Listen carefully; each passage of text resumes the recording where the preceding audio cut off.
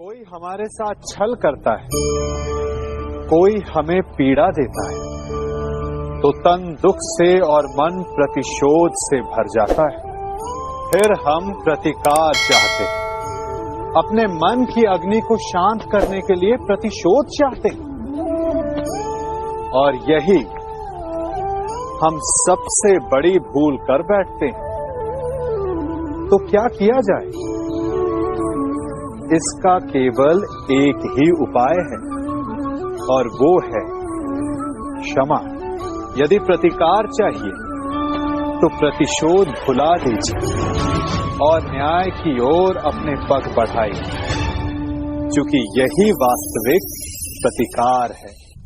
हम अपनी सोच और संसार की मान्यता के अनुसार अपने विचार बनाते हैं। जैसे सत्य कहना धर्म है, असत्य कहना पाप, सहनशीलता धर्म है और क्रोध करना अधर्म, उपकार करना, जीवों पर दया करना धर्म है और निष्ठुर होना अधर्म।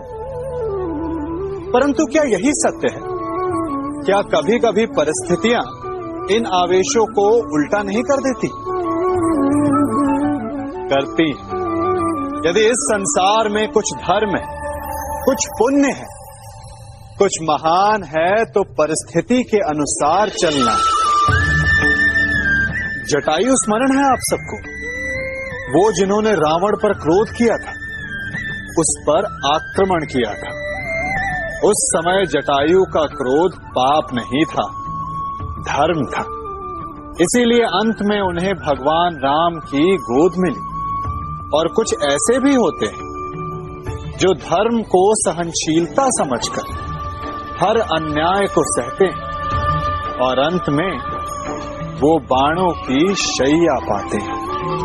यदि कोई पशु या व्यक्ति अकारण आक्रमण करके किसी निर्दोष के प्राण लेने की चेष्टा करे, तो उसके रक्षा हेतु उसका वध कर देना पाप नहीं, समय की मांग है।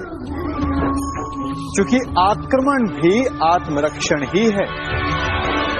यदि किसी दुष्ट की सहायता करने से सामान्य मनुष्य को कष्ट पहुंचे, पीड़ा पहुंचे, तो उसे सहायता ना देना ही धर्म है।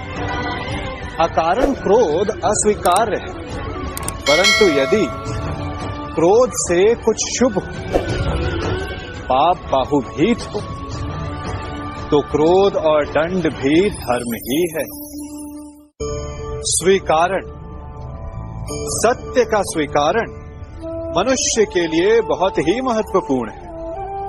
जब तक मनुष्य सत्य को स्वीकार नहीं करता, उसे असत्य से लड़ने की शक्ति प्राप्त नहीं होती।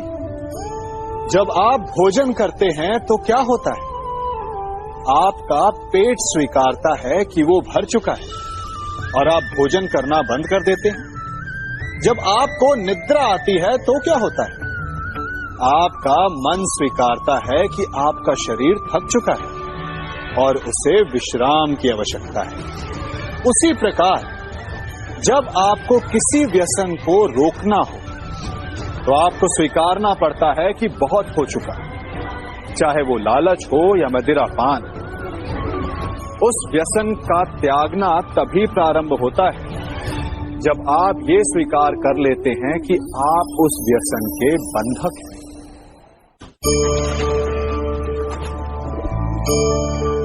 इन पक्षियों को देख रहे हैं आप?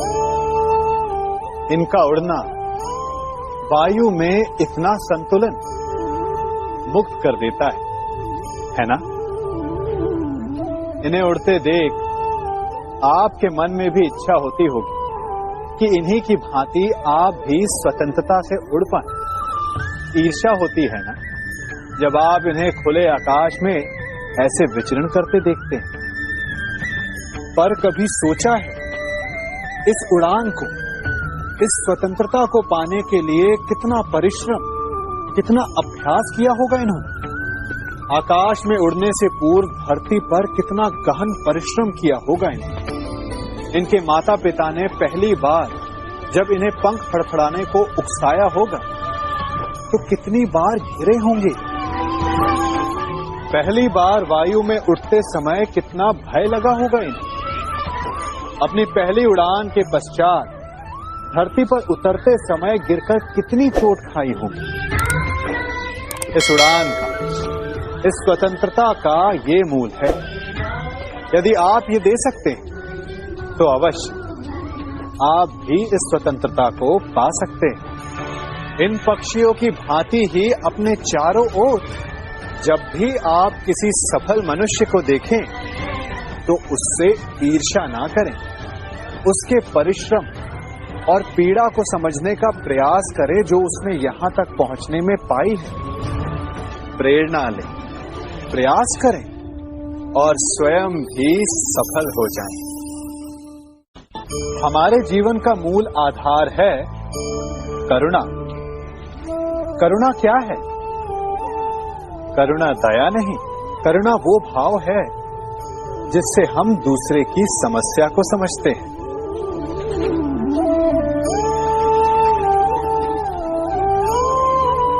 उसकी कठिनाई को अनुभव करते हैं। इस संसार में सारे संघर्षों का मूल है एक दूसरे की परिस्थिति को ना समझना, और इस समस्या का हल है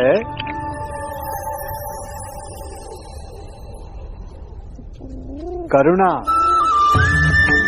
करुणा किसी पशु पक्षी के प्रति हो या किसी मनुष्य के प्रति, ये आपके जीवन में कलेश और संघर्ष जैसी भावनाओं को दूर रखती है। और जिस दिन आप दूसरे को करुणा के दृष्टिकोण से देखेंगे, आपको उसकी समस्या समझ आएगी और उसे आपकी, और उस दिन हर संघर्ष का अंत हो जाएगा।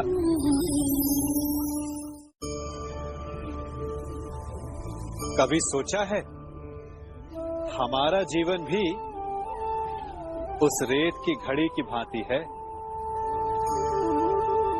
जो रेत नीचे गिर चुकी है वो हमारा अतीत है, जो अब भी ऊपर है वो हमारा आने वाला भविष्य है, और वर्तमान ये संकुचित स्थल है जहां से धीरे धीरे करके रेत गिर रही है।